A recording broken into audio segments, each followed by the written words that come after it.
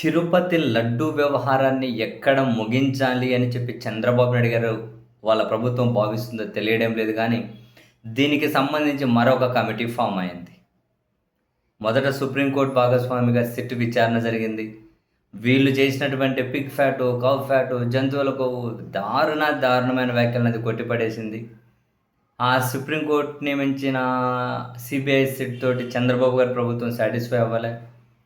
దినేష్ కుమార్ అని ఒక ఏకసభ్య కమిషన్ వేశారు. ఆ కమిషన్ అసలు లాజిక్ లేకుండా ఒకదానికి మరొకదానికి పొంతన లేకుండా ఏదో ఒక నివేదిక అయితే తయారు చేసి ప్రభుత్వానికి ఇచ్చారు.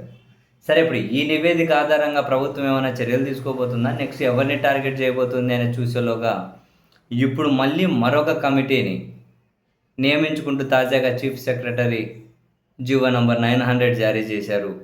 ఈ కమిటీ ఇప్పుడు ఎందుకంట, దినేష్ కుమార్ నియమించిన ఏకసభ్య కమిటీ ఏదైతే ఉందో ఆ కమిటీలో సిఫార్సులను అధ్యయనం చేసేకి, ఎవరి మీద చర్యలు తీసుకోవాలి అన్నది అధ్యయనం చేసేకి, న్యాయపరంగా ఎలా ముందుకెళ్ళాలి అన్నది అధ్యయనం చేసేకి. ఇప్పుడు దినేష్ కుమార్ కమిటీ ఇచ్చిన నివేదికను, ఏకసభ్య కమిషన్ ఇచ్చిన నివేదికను మళ్ళీ అధ్యయనం చేసి ఎవరెవరి మీద ఏం చర్యలు తీసుకోవాలి, ఎట్లా ముందుకెళ్ళాలి, ఇదంతా డిసైడ్ చేయడం కోసం అని చెప్పి ఇప్పుడు ఇంకో కమిటీ వేశారట. ఇప్పుడు అంటే దినేష్ కుమార్ ఏమీ డిసైడ్ చేయలేదా, దాన్ని స్టడీ చేసి ఇప్పుడు మళ్ళీ ఇంకో కమిటీ వాళ్ళు డిసైడ్ చేస్తారట.